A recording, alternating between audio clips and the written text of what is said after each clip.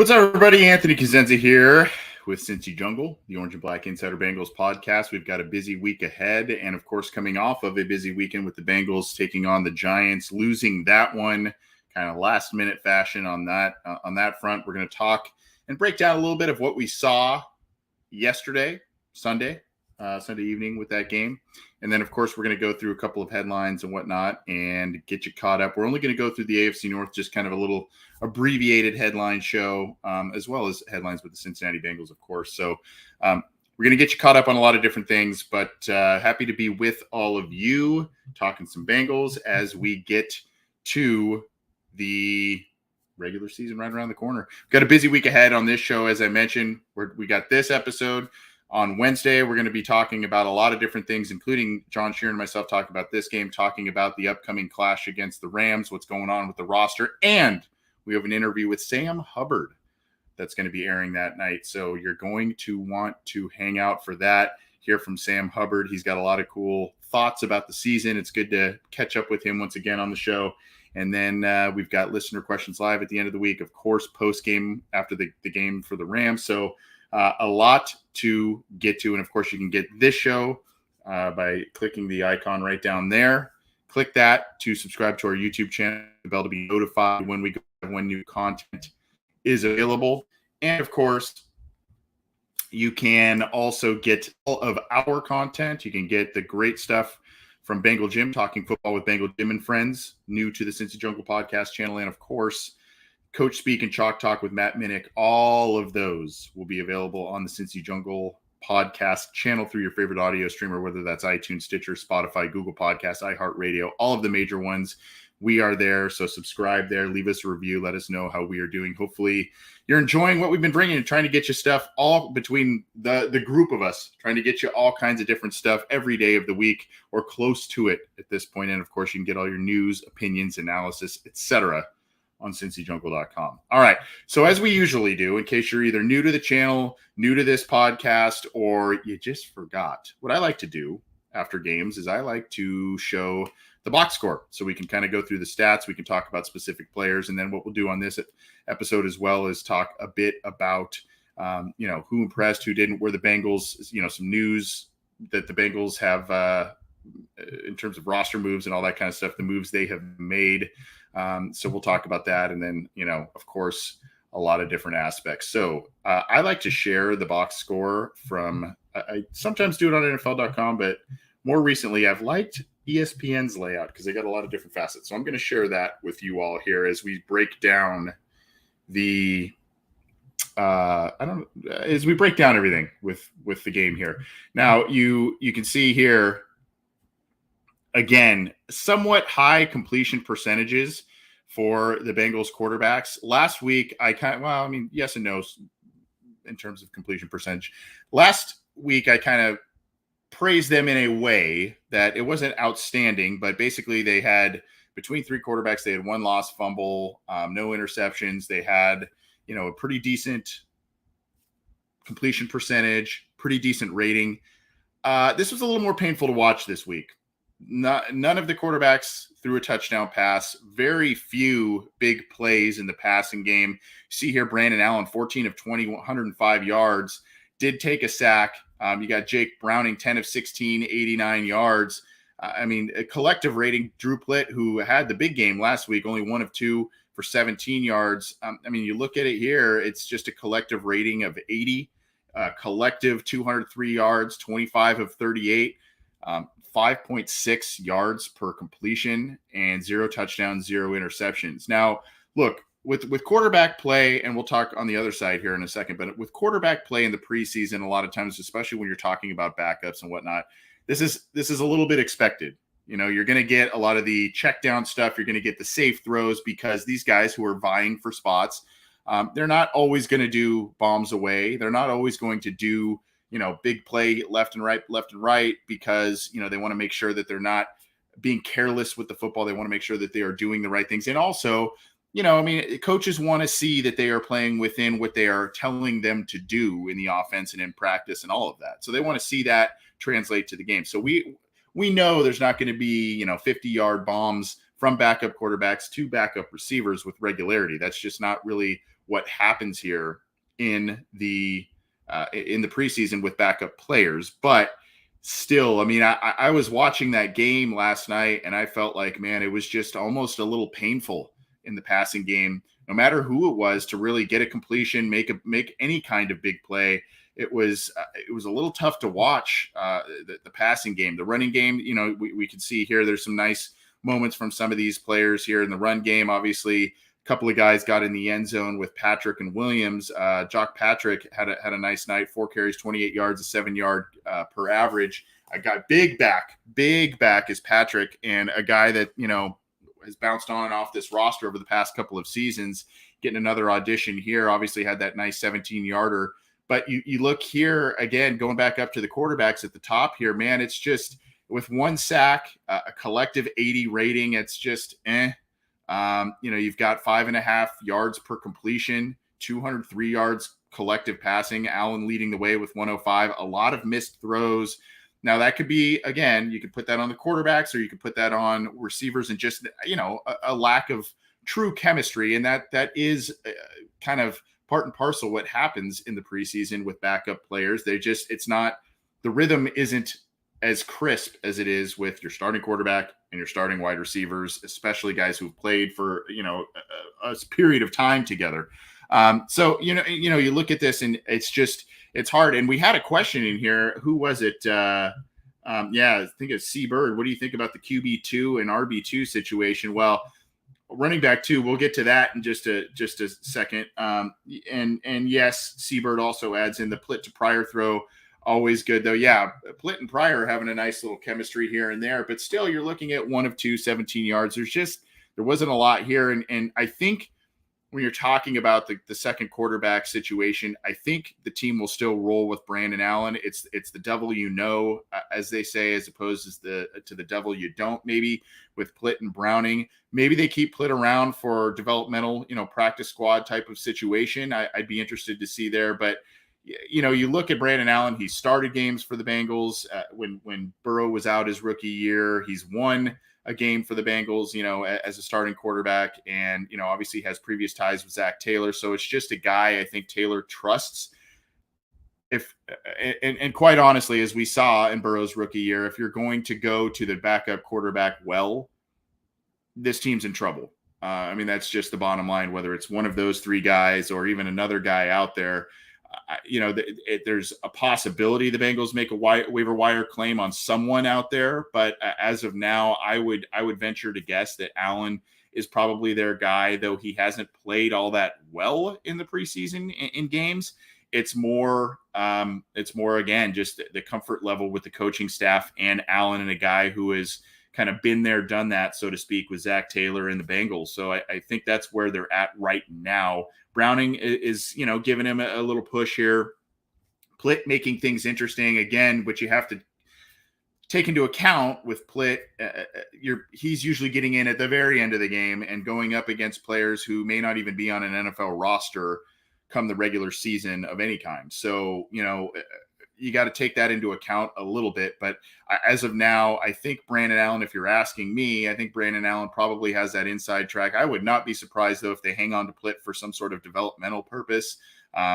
You know, of course, Browning is a guy they like as well. But, you know, Plitt's intriguing. He kind of has a little bit, not the same player, obviously, but a little bit of that Dolagala from a couple of years ago in terms of, you know, he's more apt, at least in his chances here, to kind of go for the bigger play than the other 2 guys seemingly are at this point in the preseason. So intriguing guy is Plitt, but right now, again, I think it's Brandon Allen that's going to be that backup quarterback. We'll see exactly what happens. I assume that these guys will probably get another lofty audition next week against the Rams. So you look here, though, Davis Webb, a very efficient game here, 22 of 27. And we'll talk about the receiver who had a big game there, 122.8 rating for Davis Webb, 7.6, 2 touchdowns, 0 interceptions, did not get sacked. The Bengals only notched 1 sack against the Giants. The Giants only notched 1 against the Bengals as well. But you see Tyrod Taylor, the guy that I was telling my nephew yesterday when we were watching this game, I'm like, man, the Bengals have seen, I feel like the Bengals have played Tyrod Taylor more than like anybody. And he's played the Chargers, the Browns, the Bills. I mean, he's played for, wasn't he on the Ravens at some point, I think? Just a guy who is always going up against the Bengals, how it goes. And then you look at Daniel Jones, 14 of 16, 116, and an interception. Very high completion percentage for these quarterbacks against the Giants. But here's the thing, the Bengals, especially when you go to Daniel Jones and you look at a lot of players that were out there, Daniel Jones and the ones were going up against the Bengals 2s, 3s, and less on the evening. And you see here, when you look at that, Daniel Jones, a 70.8 rating against Bengals backups. So, yes, 14 of 16, but he did have that interception. Great play by Dax Hill. That's exactly what you want to see out of him, react to a ball in the air type of thing. So I overall, even though you look at the numbers, high completion percentages from Webb was pretty impressive. I wasn't overly impressed with Daniel Jones personally, especially when you're talking about him being the starter and who he was going up against with the Cincinnati Bengals. I was not overly impressed with him, but someone from the Giants side of the table may tell you otherwise. Regardless, high completion percentage for them. And then I mentioned the running backs for the Bengals. The stats for Chris Evans are not indicative of the type of preseason he is having. When you look back to the first game, Chris Evans had two big plays, a long run and a touchdown run that were both called back by Thad Moss holding penalties. By the way, Thad Moss is like Mr. Headline, and maybe not for the best of reasons in the preseason. But regardless, Evans here, only 5 carries, 3 yards, but he did have one huge play. More on that in a second. Travion Williams, okay night, 3.1 yards per carry, churned out 28 tough yards on 9 carries. And then Patrick, I said 4 for 28 with a touchdown. Pryor had a run for a yard, and then the quarterbacks got in there, a couple of scrambles there for not much netting, but you did get Patrick and Williams in the end zone. Antonio Williams had a nice night for the Giants, 5 carries, 26 yards. And then you got Jashawn Corbin, 9 carries, 27 yards, and a touchdown, only 3 yards per carry there. Jones had a 5-yard carry. Tyrod Taylor had a 4-yard carry. So, I mean, just kind of, other scrambles and whatnot from their quarterbacks. You go down to the receivers. Kwame Lassiter, your top receiver. Now, kind of an up and down game a little bit for him. He had 7 catches, 91 yards, and caught. What's interesting, it says 7 targets, 7 catches. However, he did have the drop in the end zone for a 2-point conversion that was inexplicable drop at the back of the end zone there, but still overall a nice night from him. 7 carries, 91 yards, a long gain of 18. You see Trent Taylor had a couple of nice plays, 2 catches, 32 yards. Pryor getting in the mix, 4 catches, 28 yards. He's making a case for it being hard to get rid of him. I'm granted only 7 yards per catch as opposed to the others who were in the teens above him on this list here, but Pryor's making it difficult for him to go away. Irwin, 3 catches, 16 yards, had another. I think he had the fumble at the end there. And then there was another one it was either him or Taylor. I can't remember, but it was a ball that, it was a tough catch, outstretched, but got both hands on the ball, and it kind of flew through the hands there, on a play that would have netted a first down. I think it was a 3rd down as well. So, you look at that, and Irwin, 3 catches, just 16 yards there, 3 catches on 7 targets. That's not great. So the Bengals on those top 4 guys right there, they've got a lot in terms of the coaching staff and everything. They've got a lot to figure out between those 4 guys. Lassiter making continuing his good preseason, albeit the drop on the 2-point conversion in the end zone. Trent Taylor making some plays and also bringing some special teams value, as does Lassiter. Pryor, kind of the same thing. Irwin, kind of the same thing. And also the Bengals are kind of needing another slot option potentially on the roster. Now you can kick inside potentially. We've seen Mike Thomas do some things in the slot.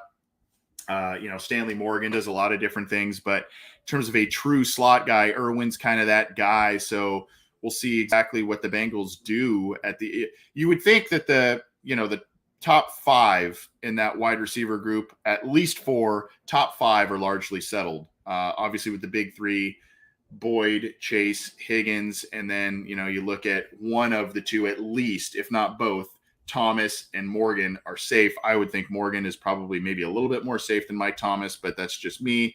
But you would think that probably 5 of those spots are dialed in. And then, you've got one, maybe 2 that between those 4 really that are kind of making a name for it, making a run for it rather. Thad Moss, only 1 catch for 11 yards, had a couple of catches the week prior, has made some waves. Now, there's a lot of talk here. And I will pull this up real quick here.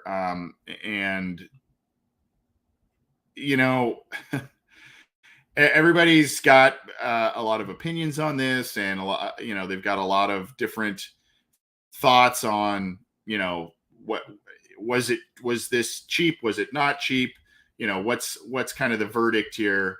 The bottom line is that, especially as you look, I saw Damian Woody, who covers the NFL for ESPN, and I if you follow me on Twitter, I posted some videos after the game and from halftime of D'Angelo Hall and Brian Baldinger, 2 guys who played in the NFL for a very long time. There's a big outcry for Thad Moss to be fined, disciplined for this cut block that he made on Kayvon Thibodeau. Now, I think when you look at an undrafted player from a couple of years ago going for a top pick and this occurring to a top pick and getting an injury there, that's going to cause some waves. However, Drew Garrison wrote this up on CincyJungle.com, and I will put this in the live chat for you all to see there. No discipline expected for Thad Moss's block that led to MCL sprain for Kayvon Thibodeau. And so when you look at around the league, again, Brian Baldinger, you saw outrage from people like Rich Eisen, Emmanuel Acho, who's been around football for a really long time. I think Warren Sharp from Sharp Football, all of these guys that have prominent followings, prominent platforms are calling for Thad Moss's head or a fine. It's a cheap play. It's a bad block, whatever. But others who have been in the league for a long time or had been in the league for a long time, Damian Woody, Brian Baldinger, D'Angelo Hall, go look on Twitter if you want. And they're saying, and Brian Bulaga saying as well, this is stuff. This is the type of block that you saw from Thad Moss and Kayvon Thibodeau that is legal and happens often in the NFL. Now, what this may have done in this era of, and it's a good era where it's player safety, you want to take care of players. And obviously when you're a team that's building through the draft, like the Giants have with high picks over the last handful of years, you don't want to see this kind of thing and lose a player on a play like that, albeit a legal one. Now, this is something that will probably, I would assume, be discussed at owners meetings and competition committee and all that kind of stuff going forward. And this may be a block where they start to either penalize it, they outlaw it, or, it's limited, whatever. But regardless, when you talk to or hear from a lot of people who have played in the league for a long time, it's legal, whether you like it or not, whether you thought it was cheap or not, or whatever, it's legal and it happens all the time. So that's the unfortunate truth about it. And, thankfully Kayvon Thibodeau did not, tear a knee ligament or anything like that. He is going to miss a couple of weeks, it would seem.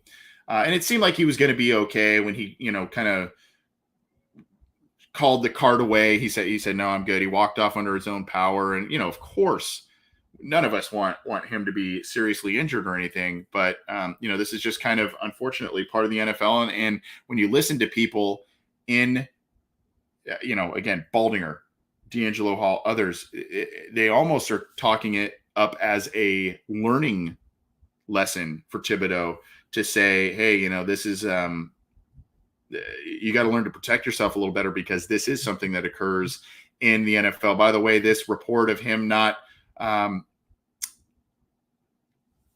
getting a fine here, Tom Pelissero of NFL Network, again, replying to Rich Eisen, who wrote penalty, hefty fine, suspension, nothing less is acceptable. Of course, we got to just immediately lay the hammer down on everybody. A very unfortunate play and result, but even with the updated rules, this is a legal block. No discipline coming. So there you go. That's from Tom Pelissero of NFL Network, and that is obviously a big talking point right now in terms of Thad Moss, the Giants, Kayvon Thibodeau, etc. So wanted to kind of get that one out of the way a little bit. Regardless, unfortunately, Thad Moss is not really making a big case for himself to make the final roster and or get some playing time if he does, because that is a really thin group. You got Mitchell Wilcox with an injury. You've got Drew Sample, who's been nursing a knee injury. Obviously, the Bengals are sitting Hayden Hurst, their starting tight end. And so now you look at it's time to shine potentially for Moss, Scotty Washington, and others. Well, Moss had the one catch for 11 yards this block, which is legal, but he's making headlines, even if it's for people who are uneducated about the rules there. However, there's just not a lot. And you go back to last week with Moss too, the two holding penalties that negated big plays. There's just not a lot there that you would hope he would have kind of grabbed onto the opportunity there. Now, again, you can also go back to the quarterback play being spotty and all kinds of different chemistry issues and whatnot. But, you would hope for a little bit more out of Moss. But then, I mentioned his name, Scotty Washington, among the cuts here. And we'll get to that in just a second. Scotty Washington among the cuts here, a guy I always had kind of big hopes for. The transition to tight end didn't really work for him. He was kind of a tweener guy, almost like a Devin Funchess type of size there. But one catch, 6 yards, and it just wasn't enough there. So maybe this is continued opportunities for Moss to show himself as well.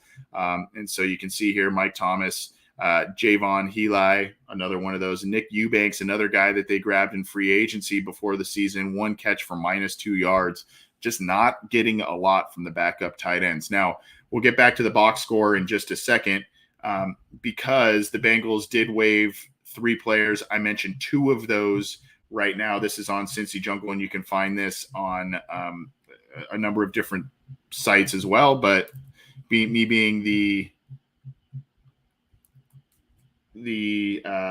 houseman, yes, Seabird, I said, didn't Washington get waived today? Yes, that's what I was mentioning. So when you look at this announcement here, they waived wide receiver Javon Heli, tight end Scotty Washington, and wide receiver Jack Sorensen. So a lot of the pass catchers, again, you're whittling that down, and you're left with those 4 kind of vying for 1, maybe 2 spots that I mentioned at the wide receiver position. The 2 Trents, of course, prior. I mean, so there's a small handful of guys going for 1, maybe 2 spots, and now the Bengals whittled down some things there. Tight end Scotty Washington, wide receiver Jack Sorensen, and wide receiver Javon Heli, all going all waived by the Bengals on Monday. Heli and Sorensen were both rookies. Scotty Washington was with the Bengals since 2020, a guy that initially you thought maybe he's an Auden Tate replacement because he's that big-bodied, catch radius type of guy. He's got a little more speed than Tate does. But then they tried to transition him to tight end. It just never took, unfortunately. So the Bengals are at 82 players, and they need to get by tomorrow, August 23rd, they need to get to 80. So there'll probably be more announcements coming pretty soon here. Some tough decisions to make for the Bengals, but they did waive 3 on Monday after the game. So that's something we got to keep monitoring here. Jerry saying hello from Kosovo. Hello, Jerry. That's awesome. I don't know what time it is in Kosovo. It's where I am on the Pacific, 4:30. But I don't know what time it is in Kosovo, but thank you for tuning in, Jerry, from across the world. Love that. Appreciate you tuning in, my man. So let's go to the box score once again, just to kind of review things as I'm kind of mixing in some of the headlines as we talk about it with the box score and the aftermath of the Bengals losing to the Giants 22-25. Some big plays. And this guy, Alex Bachman for the Giants. What a game for him. 11 catches, 122 yards, 2 touchdowns, was seemingly just he seemed to slip out of a lot of different tackles and a lot of different opportunities for the Bengals to bring him down and limit damage, but he just kept making plays and was just the kind of the shining star of the entire evening, really, for both teams. A couple of plays from David Sills, the 5th, 5 catches, 56 yards. Antonio Williams doing work in the passing game as well. 7 catches, 46 yards. Keelan Doss, a guy that a lot of people had some high hopes for. I believe he was in the 2020 draft. 3 catches, 34 yards there. Had a couple of nice plays, including a 20-yarder. So yeah, I mean, but when you look at the Bengals, I mean, you're looking here, there's still not huge plays by the Giants. Long of the night was from Colin Johnson, 23 yards. I mean, long for the Bengals in the passing game the other night was 18. So not a lot of big plays, regardless, kind of controlled passing, short yardage for both teams there. But Bachman, man, he had a game for sure. You see here the Bengals did Gaillard did recover one of the fumbles. I believe that was Brandon Allen's. Trenton Irwin had that lost fumble at the end there when they were trying to make a comeback. And then the CJ Board had a lost fumble as well for the Giants.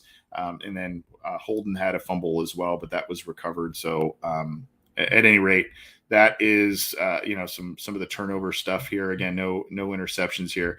Look at the stat line for Clay Johnston. Now, I was on a show Saturday night before this game. I don't want to sit here and toot my own horn. I was on a show with a couple of pretty well-known guys in the Bengals community. We're talking about Orange Arrow. We're talking about Dale Altman and Travis, who all host Bengals and Brews, a really fun show, by the way. Maybe not so safe for work type of thing. If you're listening out loud, maybe wear the headphones. Not so safe for the children, but still a hell of a fun show. We had a lot of fun Saturday night, and one of the things they talked about was, hey Anthony, where do you see some shining rising stars or areas that'll surprise you? And I said, you know what, if they stay healthy, look at the linebacker group. You get Akeem Davis-Gaither back, high end athleticism, and a guy who can do a couple of things. And then, you've got Logan Wilson in there as well. A couple of other guys that, Pratt made some nice steps last year.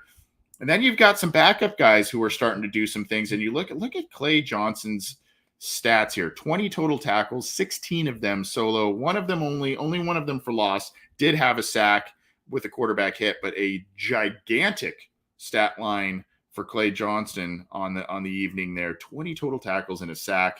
Just wow, big night for him. When you look at everybody else's stats there, it stands out. Jalen Davis, 8 tackles, 2 passes defended. Did a bit better this week than he did last week. Did Jalen Davis? Of course, Dax Hill doing some things, and you see there, like I said, 8 tackles, 2 passes defended there. Alan George, 5 tackles, 3 passes defended. Dax Hill with the interception, great play by him. It was reviewed, and he did have the scoop there. And then you see there 2 tackles from guys like Akeem Davis-Gaither, Michael Thomas in there, Trayvon Henderson. Cam Sample had a tackle for loss. You like that one there. Nice play. He's showing some nice things in his second year. Hopefully he's a guy who steps up. Zachary Carter, a little bit more quiet this week. And then Jeff Gunter did have a pass defended. Osai had a tackle. Again, they're kind of limiting some things there just to make sure he's eased back into things. But man, 20 tackles by Clay Johnston just was all over the place. Good to see Tyson Anderson being pretty active as well. Noted the speed. I mean, yeah, there were some plays where he was more reacting a little late, a step behind than actually, getting in there with the play.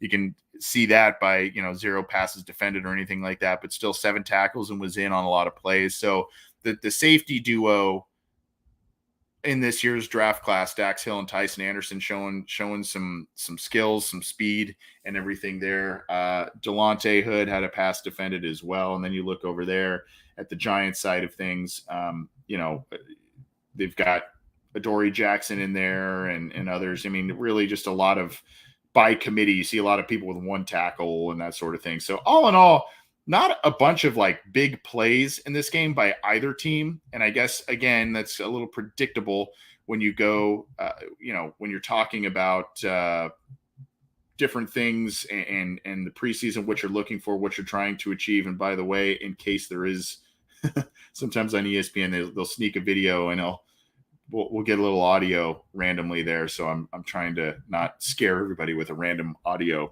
on ESPN's box score here. But you can see here, look at the passing first down disparity, and that's where you're a little bit again going back to the backup quarterback situation with the Bengals. 11 passing first downs versus 20 for the Giants. Same amount of rushing first downs, not many for either team, 4 apiece. Bengals did get 3 first downs from penalties, and then of course only 1 for the Giants. A deplorable evening on third down for the Bengals, 4 of 13. The Giants were over 50% on that front, 9 of 16. Bengals were 2 of 2 on fourth down. Giants were 2 of 3. You see the total play disparity as well, 75 for the Giants, 61 for the Bengals. And then look at the total yards as well, 423 for the Giants, 272 for the Bengals. Over a full yard difference in terms of net yards per play, 5.6 versus 4.5 in favor of the Giants.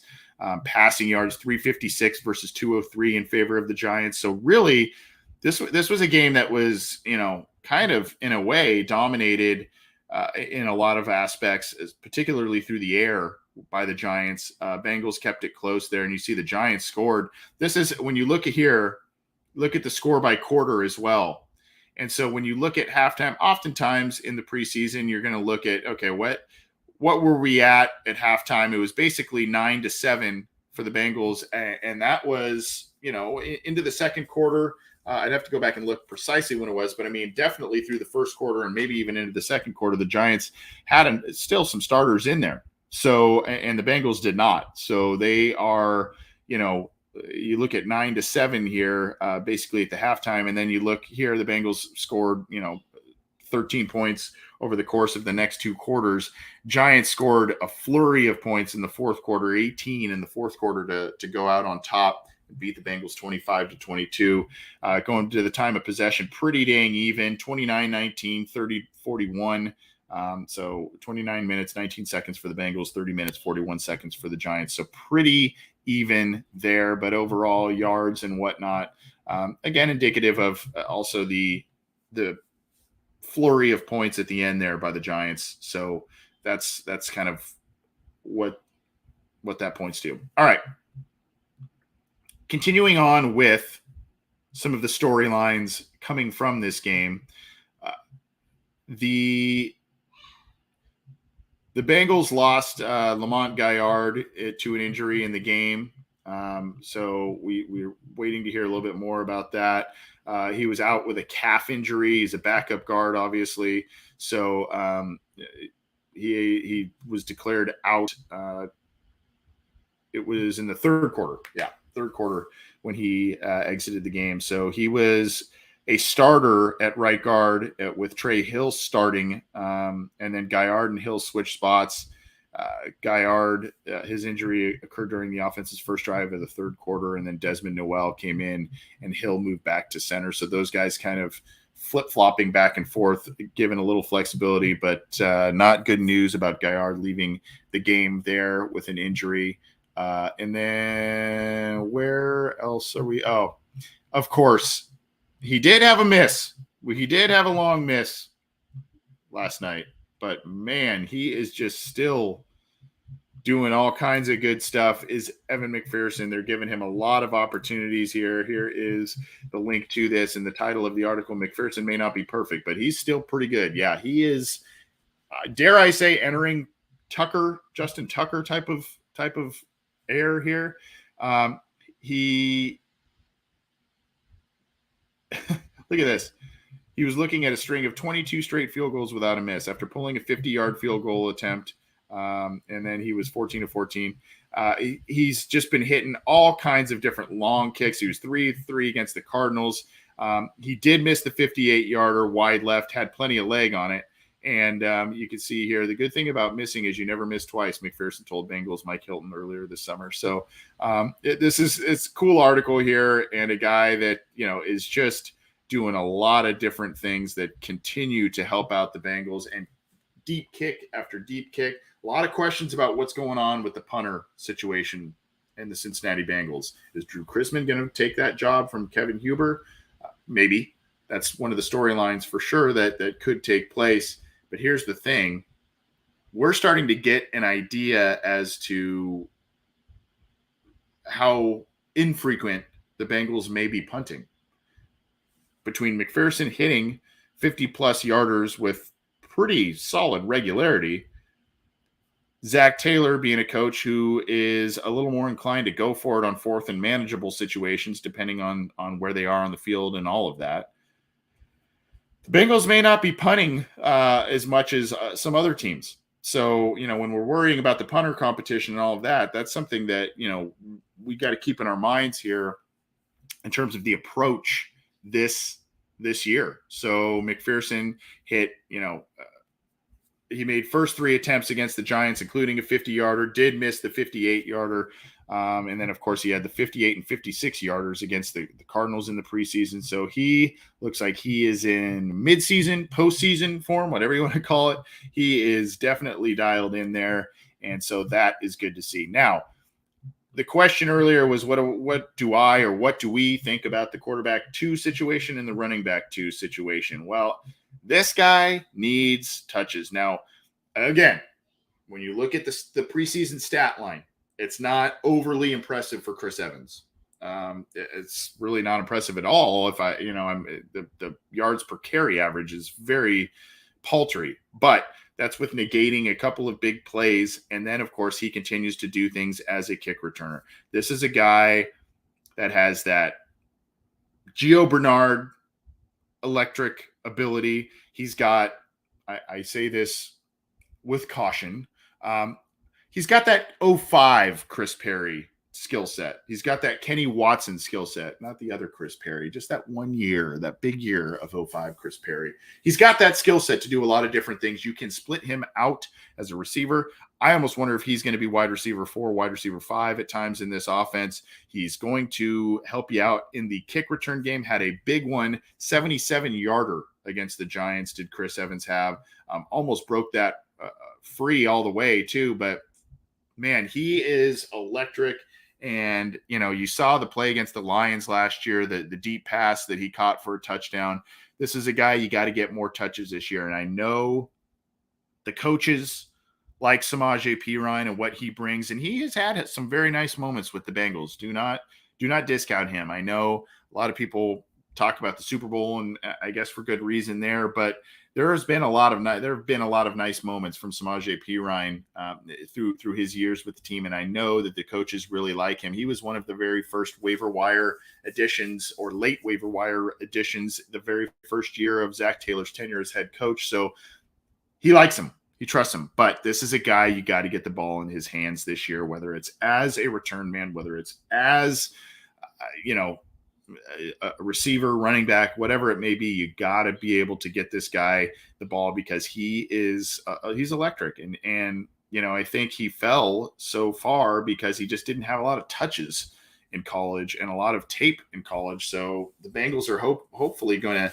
get some things out of him and utilize him in the offense, and maybe hopefully utilize him a bit more effectively than the Bengals did in some years with Gio Bernard, especially later in his career. So this is a guy that I think will help them out for sure. So again, 77-yard kickoff return did Chris Evans have against the Bengals. Nice to see, and a guy that I think we all think is probably going to be at least running back 2A, maybe Perine's 2B, and there's still going to be a lot of carries there. I don't know exactly how that's going to play out, but I think the plan and the vision here has been that Evans in year 2 is going to take a step forward in terms of how many carries he's going to get and whatnot. So good to see him doing some great things for the Bengals. And then, of course, with the other thing to talk about, I didn't have an article up. Let me see if I can find an article for you. But the other thing to talk about here is the left guard situation. Carmen did not play because of the positive COVID result. There's a couple of lines of thinking with Cordell Volson and how he played for the Bengals as the starting left guard. You can say that he's got kind of a stranglehold now on the starting position because Carmen missed time and Volson's shown a little bit more stability and whatnot. There's some things on tape that you like. In week 1, I saw him get passed off I think it was a stunt where he got past a lineman and seamlessly took that lineman out of the play. And it was a very nice piece of film there. Then you look at other things, and he gets sometimes he's gotten initially beat, and he's recovered well and still done what he needed to do. But then you look at this week, and you go, okay, well the PFF scores do not indicate, and I don't have that right in front of me, but it was pretty low what he got, at least in pass blocking. So that may, again, how indicative of that is that score of how he performed that evening.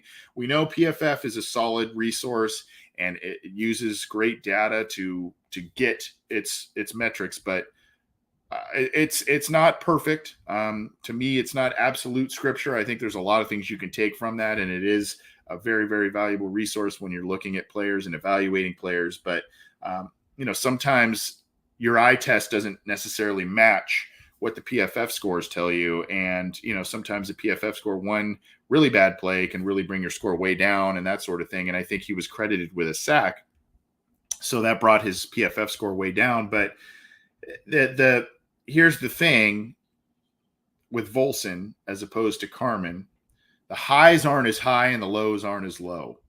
And so, Carman will come up with those big wow plays and absolutely get someone out of the way. But there are plays where it can be, pretty devastating in terms of a sequence or a drive, in terms of something where there's a lapse or, a bad technique or what have you. Volson does not have as many of those types of things. Now, granted, he's only been here. He's only played 2 preseason games as opposed to Carman, but you're starting to see that. And, you saw Lael Collins. I think I said this, when was this, last week on our show, that he had high praise for Volson. I mean, it was basically, this is one of the smartest and most dedicated rookies that I've been around in my time in the league. And he sees that he's got a lot there, does Volson. So, it depends on how you want to look at. You can look at Volson's performance against the Giants in a couple of different ways. And I think when you look at it, you can take those PFF scores and really hang on to those and say, yeah, he just had a bad night in pass protection. There's some merit to that. I personally take a little bit of that, and I also look at what I saw in the game, and then obviously some people who are a lot smarter than me posting some different clips talking about Bengal Sans and Coach Minnick, and everybody posting some nice clips out there and Andrew Russell also with PFF. But these are things that you can take and you can say, okay, well, bad play here, maybe there. But again, the lows just aren't as low. And maybe that's what the Bengals need at this point in time. Maybe they feel that they are confident enough in either guy, or maybe it's Volson at this point in time that they don't need to get Quentin Spain on the bat phone and emergency dial him in to get him on the line. So right now it appears that it's Volson's. Volson may have a little bit of an upper hand here on things, just because of the consistency that we have seen when he has taken snaps and played in games. But the Bengals are invested in Jackson Carman. There's no doubt about it. They are invested in seeing that project through. Again, a player who is still very young on the roster, was one of, if not, I think he and Chase were, 21 barely last year when they were drafted to the team. So there are a lot of factors at play here. I don't think it's completely settled. I think if you were to ask me at this moment who would be starting week 1, I think it might be Volson.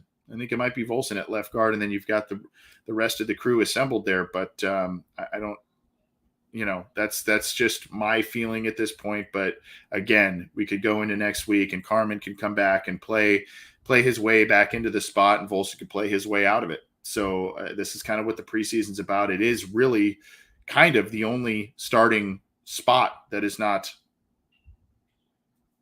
settled at this point in time. Yeah, there's Jesse Bates and his situation there, but really that's kind of the one spot where you look at and you go, okay, what's happening there? Who's going to get that spot there? Because the rest of the team is pretty settled across the board. So at any rate, that's a little bit of what's going on with the Bengals. One more thing besides the preseason talk here, just in case you missed it.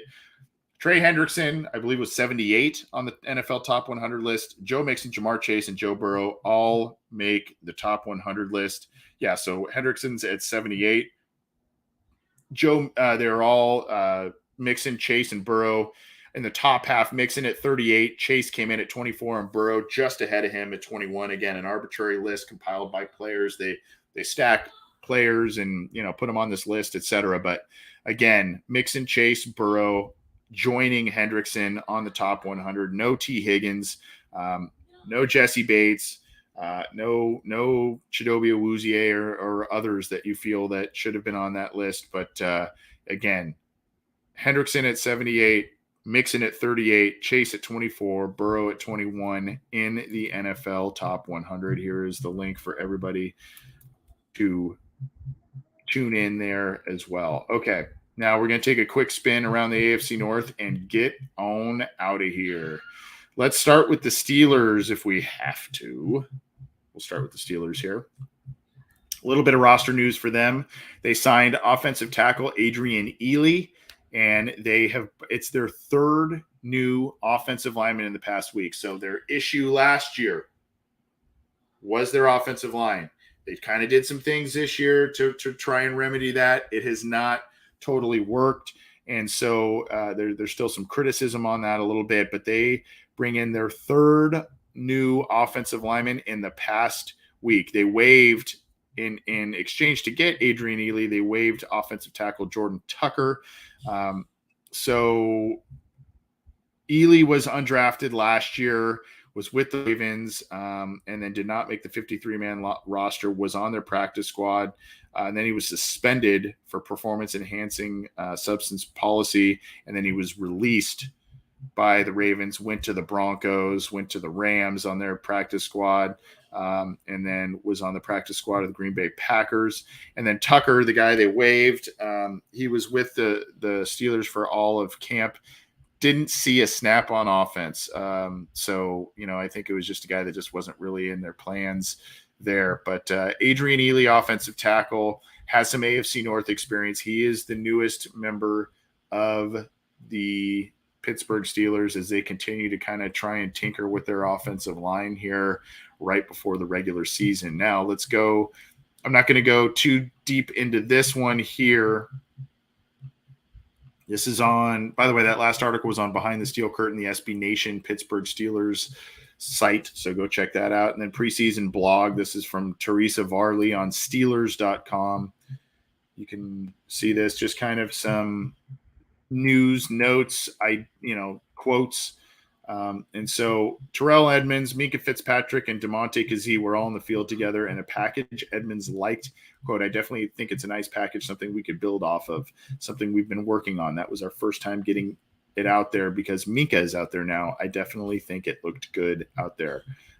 So they're trying to do some different things with Mika Fitzpatrick, one of the best safeties in the league. And Kazee had I think it was a couple of years ago, he had a couple of nice seasons with the Falcons. You can see here last year, finished the 21 season, 8th on the team with 54 tackles, 2 forced fumbles, 2 picks. And I think it was either his rookie year or his second year. He had a small handful of interceptions, pretty talented player. And then, of course, you got Edmonds, who was a former high pick of the Steelers as well. So they're trying to do some different things in the backfield and obviously trying to limit the big plays where teams like the Bengals really thrived against them last year. So they're trying to get creative with it. We'll see exactly how effective that is for them, but they're doing different things. So go check out that. There's a lot of different news and thoughts about preseason looks and all kinds of different things on that Steelers.com article from Teresa Varley. All right, let's go to Cleveland. And we're not going to talk about the quarterback. Browns reduced their roster. They're already down to 80. As of Monday, they waived 5 players. Here is who they waived. Wasn't long for Wyatt Miller. He was just signed late last week. So tackle Wyatt Miller gone. Punter Joseph Charlton gone. Luther Kirk, a safety gone. Parnell Motley, a cornerback gone. and tight end Marcus Santos Silva. Those are the 5 that they waived to get down to 80 before tomorrow's deadline. So some special teams players and a backup offensive lineman. Wyatt Miller, poor guy, just got there. And now he is waived. So this is a little bit of roster news for them. I don't know if, how hot of a commodity Wyatt Miller will be out there. Wyatt Miller, by the way, was a guy who, if you remember, spent a brief amount of time with the Bengals. So I don't know that they'll go back to that well or not. If they think they need some extra tackle help, we'll see. And some sad news with the Cleveland Browns. This is on clevelandbrowns.com as well. One of their longtime radio announcers, Jim Mueller, passed away. He was kind of their voice, their radio voice in the 70s, 80s, and 90s. Stopped with the team when they moved away from Cleveland. He was 79 years old, and just a guy who's been kind of a mainstay, or was a mainstay, with the Cleveland Browns, and obviously a sad day for them in a lot of respects because he did pass away. But, a guy who kind of saw some of their best days, whether it was some of the Belichick days before pre-Patriots Belichick days, or, the Bernie Kosar days and all of that, some of the Marty Schottenheimer days. So Jim Mueller, former Browns radio announcer, passed away at 79. So our condolences to the Browns and Mr. Mueller's family. Pretty sad day there, but a well-respected guy within the Cleveland Browns organization. That is for sure. All right, let's end with the Baltimore Ravens. We usually try and do some NFL stuff as well, general NFL, but we're coming up against a long show here, and we're going to cut it out. Isaiah Likely, I feel like we've talked about this guy a bunch as it pertains to the Ravens and the offseason, and this is on Baltimore Beatdown, the Baltimore Ravens SB Nation site. Isaiah Likely just is playing good football. And if you remember, the Bengals were interested in him in pre-draft. They showed pre-draft interest. The tight end out of Coastal Carolina didn't test all that well, but a guy who just had a knack for the making plays and getting in the end zone with Coastal Carolina last year. Had 100 yards on 15 snaps. He is going to be a problem. And this offense is going to be a problem. It may not be, super exciting 80-yard bombs left and right, but it is going to be mismatch problems for a lot of teams. The Bengals and the rest of the AFC North need to be on notice because they will try and get Mark Andrews, who placed very high on the top 100 list of NFL Network's top players as well. They're going to get Mark Andrews the ball. They are seemingly going to get Isaiah Likely the ball. They're going to work the tight ends. They're going to try and get that ball in the end zone and move the sticks and be methodical and kind of work a little bit more to Lamar Jackson's strengths, which is, let him ad lib and then let him throw the ball in those shorter intermediate areas to,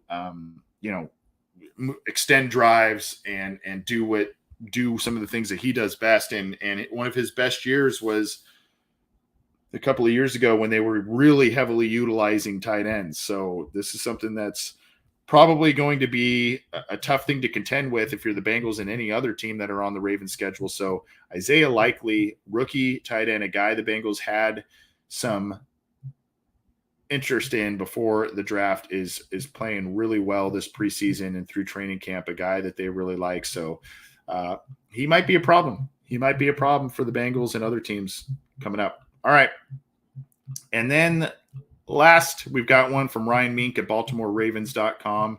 And this is 5 thoughts on the preseason win against the Arizona Cardinals. And I will put this in the live chat for you all as well. And so, you can see here there's Tyler, even though he didn't rack up wins, Tyler Huntley proved he's more than a capable backup quarterback last year in relief of Lamar Jackson this preseason, nicknamed Snoop, showing the rest of the NFL he could be a starter on a number of other teams. Going through the projected week 1 starting quarterbacks around the league, a strong case could be made that a dozen teams would probably be better served with Huntley as their guy. He's completed 91% of his passes, has Tyler Huntley, through the Ravens' first 2 preseason games. 29 of 32 for 238 and 2 touchdowns. Woo! That is it's really good. Travis Jones, a rookie defensive lineman that a lot of Bengals fans thought that the Bengals may be interested in, does have a hyperextended knee, and so it's not a serious injury, but he may not be ready for week 1. We'll see. But he was showing some nice things here. Mink on his Twitter account shows a couple of plays by him. And again, when you look at the 2022 draft class of the Baltimore Ravens, it was just it was big name guy after big name guy, guys that the Bengals potentially were maybe interested in, depending. But go check out that. You can find out all kinds of different things and thoughts by Ryan Mink about the Baltimore Ravens, seemingly, depending on how things shake up, but seemingly the Bengals' biggest hurdle in repeating as AFC North champs and, getting back to the postseason and through the postseason at this point. One of their biggest hurdles here are the Baltimore Ravens. That's going to do it for us on the post. I call it post game, but I mean, it's a breakdown. A day later. Look, I usually, especially game days, I usually go and do a live show shortly after the game. Last night, by the time I would have taken the air, it was 11:30, maybe even midnight by the time, things got set up and got rolling. So I didn't know if people want to go that late. I don't know what's preferred there. If you do want to go that late, and you may not have a choice in the regular season. I'm going to do it anyway in the regular season. But if you do want to go and watch and or listen that late, let us know. Let me know if you're up that late and you're wanting immediate, stuff. It doesn't matter if it's 12 Eastern. It doesn't matter if it's 1 a.m. Eastern.